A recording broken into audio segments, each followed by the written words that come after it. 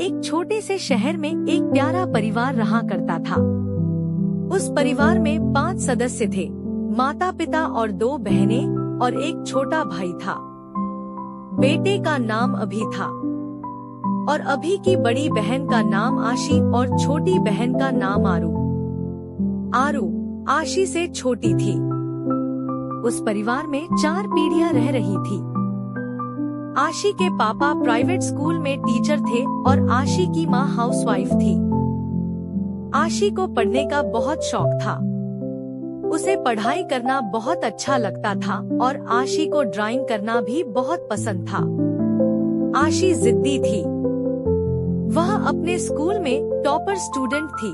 उसके सपने भी बहुत बड़े थे, मगर आशी के पापा के पास इनकम ज्यादा नहीं थी। वह जानती थी कि उसके पापा के पास इतनी इनकम नहीं है कि वह अपने सपने पूरे कर सके।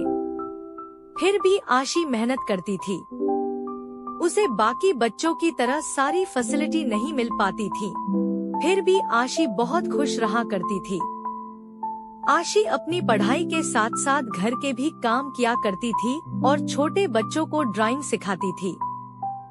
उसकी यही दिनचर्या थी।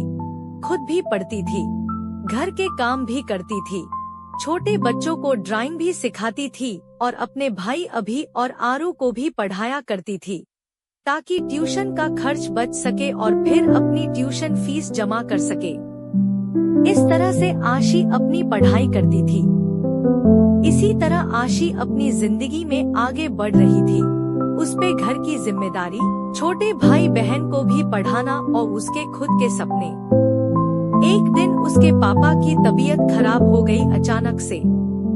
आशी की माँ घबरा गई। FIR आशी अपने पापा को लेकर हॉस्पिटल गई। टीबी डॉक्टर ने आशी के पापा को आराम करने को बोल दिए।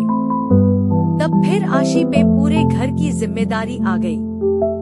फिर क्या था, आशी अपने पापा के स्कूल में पढ़ने लगी और फिर आशी अपने सपने धीरे धीरे भूल गई। अपने छोटे भाई बहन को पढ़ाना भी था, घर की जिम्मेदारी भी थी, पापा के लिए दवा भी लाना था। घर चलना मुश्किल था, फिर भी आशी ने हार नहीं मानी। वो करती थी। वो कहते हैं ना, जब बच्चे बड़े हो जाते हैं तो उनके कंधों पे जिम्मेदारी आ जाती है। और आशी एक होनहार विद्यार्थी थी। अगर वो चाहती तो अपने सपने भी पूरे करती, मगर उसके हालत उसके सपने से दूर किया दिया। तब फिर एक रात अपनी डायरी में छोटी सी कविता लिखती है आशी खुद पे।